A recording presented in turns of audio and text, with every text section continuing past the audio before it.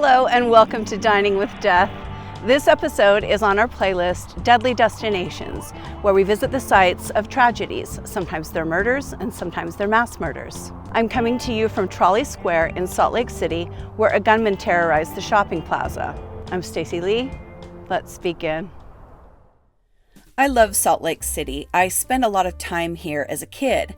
My father served as president of the Utah State Bar from 1989 to 1990, and before that, he was a Utah State Bar Commissioner from 1984 to 1989. Those positions meant my dad had to spend a lot of time in Salt Lake City for meetings, and he would often take the family with him. My dad's meetings were a lucky break for me because at 14 years old, I got to go school shopping in the city instead of trying to find the 80s new wave clothes I loved in the small town I grew up in, down in southern Utah.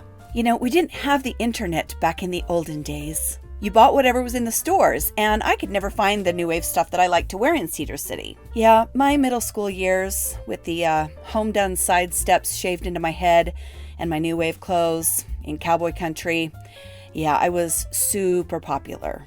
I got picked on and pushed around a lot by the cowboys and the motorheads, but that didn't stop me. I wore what I wanted, and I loved going to Salt Lake City to shop at Contempo Casuals. That store was my jam. But when we were in Salt Lake, we would usually come over to Trolley Square because there was a store here in the 80s that sold home decor and baskets. It was called the Basket Loft. Don't ask me what the deal was with baskets in the 80s, but they were big business. We would always whine that my mom had to go to Trolley Square to the basket store, but I actually really liked coming here because they had a sugar shack, which was a large kiosk in the middle of the walkway that sold candy and sodas, and also, I don't know, there's just kind of a good vibe here.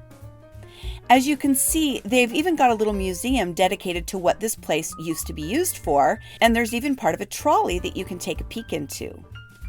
The museum was closed because of the pandemic, but we were able to look around a little bit. The trolley car is so cute. I love it. Trolley Square is a large shopping center located in downtown Salt Lake City, Utah. It's a very unique and historic structure because it's composed of large barn-like structures that were built in 1908 to house Salt Lake City's streetcars. Utah Light and Railway Company purchased the land, once used as the city's fairground, and transformed it into the hub for its shiny new electric streetcars. The cars were used for daily transportation, as well as for funerals and even parade floats. This is what the shopping center looks like now, but as you can see, these arched sections used to serve as garages for streetcars. I love these old photos of the streetcar system in Salt Lake City, which unfortunately is long gone. It was totally dismantled in 1947 after buses took over, and I think that's really a shame. I would love to ride on a streetcar here in Salt Lake. The cars used to pull in off the streets and into these arched garages to be housed for the night and to have any necessary repairs or maintenance done. There's something so charming about these old photos of that system, kind of makes me wish I was there. It's a little wild to stand here now with the shops and envision this place full of streetcars, but I really like it. When the entire streetcar system closed down in 1947, the tracks were dismantled and sold for scrap, and the barns were painted bright yellow and used as storage for Utah transit buses. It sat that way for about 20 years, and then the whole block was scheduled for demolition. Thank goodness that didn't happen. In 1972, developer Wallace Wright Jr. bought Trolley Square. He loved Ghirardelli Square in San Francisco, and he used that for the inspiration for what he wanted Trolley Square to become. Wright wanted to repurpose the beautiful old barns into shopping space, which was an idea that was way ahead of its time. The ceilings here are so high, they had to be for the cars to fit inside, and Wright took advantage of that height by adding a second floor. The kind of garish yellow paint was power washed from the old bricks, and the old water tower was turned into a weather station that displayed the forecast. The center boomed through the 80s and early 90s, and then it kind of faded a little.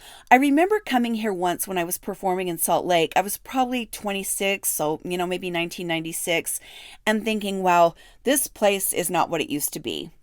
But recently, Trolley Square underwent a facelift and is looking really good again. Even with the recent renovations, there is still a lot of empty space here. These hallways don't get much traffic, and they've always had a really hard time keeping tenants in them. I'm sure the rent is pretty high here, and they just can't seem to keep these spots full. But it's really nice to see them injecting some time and money into this fabulous old place, and hopefully it will boom once again. There is a really cool industrial chic look here and really good energy. The old skylights allow for a lot of natural light, which adds a really beautiful, calming element to all the brick and steel. The place just has a good feel to it. It always has. But in 2007, all of that changed, at least for a while. On February 12, 2007, at 6:42 p.m., an 18-year-old man named Suleiman Talovic pulled into the upper level of Trolley Square's west parking garage. He got out of his car wearing a white shirt and a tan trench coat. Suleiman had not come to Trolley Square to shop. He had come to Trolley Square to kill. From his vehicle, he pulled a 6-shot, 12-gauge pump-action shotgun with a pistol grip, a .38 caliber handgun, and a backpack full of extra ammunition. As Suleiman walked through the parking garage to enter the mall, he encountered 52-year-old Jeffrey Walker and his son, 16-year-old AJ. Suleiman shot both Jeffrey and Alan in the head. Alan ran down a staircase to the lower parking level where other shoppers saw he was injured and began to help him. Jeffrey met a much worse fate. The first shot to Jeffrey's head incapacitated him, and he was knocked to the ground. As he lay there in the parking garage, Suleiman stood over him and shot him repeatedly in the back and in the head, killing him. Suleiman continued walking toward the west entrance of the mall. He then sees 34-year-old Sean Munns and shoots him twice with a shotgun from about 30 yards. Munns managed to run even after being shot. Suleiman then fired twice into the entrance doors of the shopping center. This was actually kind of a blessing because it alerted shoppers to the shooter, and many of them were able to run and begin calling police. Suleiman then entered the building right here and came up these stairs on the west side. He fired at a security guard but missed. He then walked down this main level hallway. He comes across 29-year-old Vanessa Quinn and shoots her in the chest with his revolver. She fell to the ground, and he walked over and killed her with a second gunshot to the head. Suleiman then entered this little store here called Cabin Fever. This is a really popular store that's been here for a long time. Several people were hiding in the store, taking shelter after hearing the gunshots at the entrance. Suleiman walked over to 44-year-old Carol Tuft, who was crouched down by a little table towards the front of the store. He shot her in the left side and arm with his shotgun, and that caused her to fall over onto the ground. He then saw 53-year-old Stacy Hansen hiding near the southeast wall of the store. He said to Suleiman, "Everyone just wants to go home." Suleiman replied, "Shut up," before shooting Stacy in the lower abdomen and arm with the shotgun. One of the bullets shattered the glass in the store, and Stacy fell face first into that glass.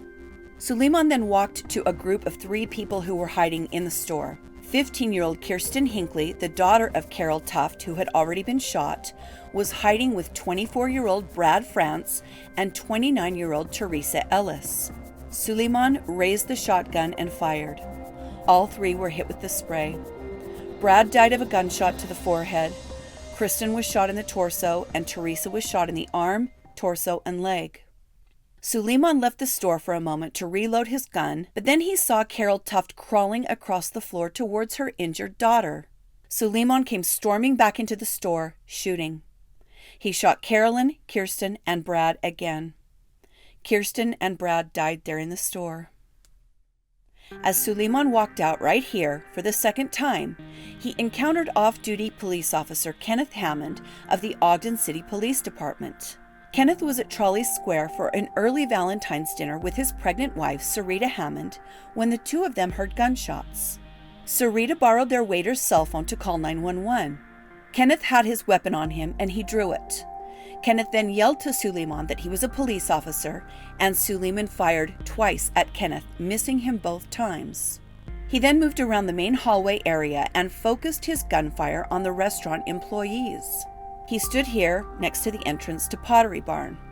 An employee, Barrett Dodds, yelled at Suleiman, who then came closer to Pottery Barn. Fortunately, the police were beginning to arrive at Trolley Square. Sergeant Andrew Oblad of the Salt Lake City Police Department came in through the south entrance and saw Kenneth, the off-duty police officer. Suleiman then fired at both the officers, and Kenneth fired back in return. Minutes later, an active shooter contact team composed of Salt Lake City SWAT team members arrived at the mall. They entered the main area where they could see Suleiman and then identified themselves by yelling to him. Suleiman at this point had his back to them. Sergeant Joshua Sharman and Detective Brett Olson then shot Suleiman a total of 8 times in the back with their service weapons. Detective Dustin Marshall also began shooting and hit Suleiman a total of 5 times with his AR-15 service rifle. Unbelievably, Suleiman was still standing, and he turned towards the officers, raising his weapons. Sharman and Olson then fired again and killed Suleiman Talovic.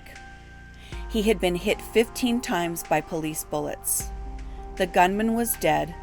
The entire terrifying ordeal lasted only 6 minutes.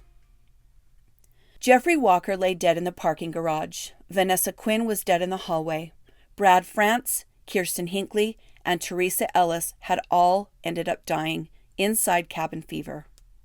A.J. Walker, Jeffrey Walker's son, survived. So did Sean Munns and Kirsten's mom, Carolyn Tuft. Stacy Hansen, the man who was shot several times and then fell into the shattered glass, also survived. The city of Salt Lake was shocked when the news of the shooting broke. So many lives lost and so many others changed forever in such a short time. It didn't take the media long to find Suleiman Talovic's family living here in this little white home. His aunt came from inside the house and told the media that yes, they knew what Suleiman had done. She said she had no idea why Suleiman did what he did. She said, "He was such a good boy, I don't know what happened." Suleiman grew up in Sarajevo, and his family had moved from Bosnia to Utah sometime earlier. Suleiman's father, Saliho, told KSL News, "I think what Suleiman did, I think somebody is behind him. I think, but I am not sure." The father then went on to say that he feels the U.S. government bears some responsibility for what Suleiman did.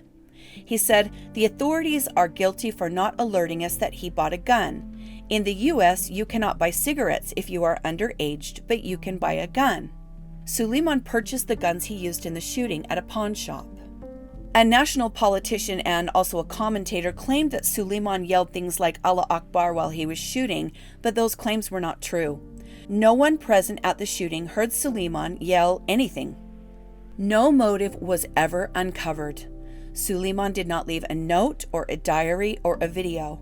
No one has any idea why he went to Trolley Square and killed strangers. My heart goes out to the victims of this terrible shooting, and I feel for their families as well. What started as a normal day turned out to be some of their last days. There was no way for them to know that a killer would take from them what no person has the right to take. We will never have any answers or know why Suleiman did what he did because he is not here to tell us. The motive for this terrible act will forever remain a mystery. Now, as we always do here on Dining with Death, we talk about the location of the event we are discussing. We've already talked about the history of Trolley Square, and now we're going to talk a little bit about the food. Inside the shopping center, there is a wine and olive bar, some casual eateries, the old spaghetti factory, which is really popular. There are several of these here in northern Utah, and they're a favorite spot for get-togethers. There are some Asian restaurants, and this place, which is where we chose to eat, because it features a lot of local Utah products. This is Desert Edge Brewery. It's a nice-sized restaurant now, but it hasn't always been like this. They started out in 1972 serving bottled beer, and in 1995 they became a microbrewery. They won Utah's first ever gold medal for brewing for their Happy Valley Hefeweizen and have since won many more awards. They make dry stout, hefs, pilsners, and pale ale. We heard really good things about the food here, and it did not disappoint. We tried a few different things, and it was all good. The wings were fantastic, nice and crispy, tangy and spicy, and served with really good house-made blue cheese. We had their French onion soup, and it really hit the spot on kind of a chilly day. Someone told me about how they have a pasta salad of the day and that they're always really good. I kind of love that idea. It tells you they're making everything from scratch and making it often. This one was kind of a lemon citrus pasta with vegetables, and it was great.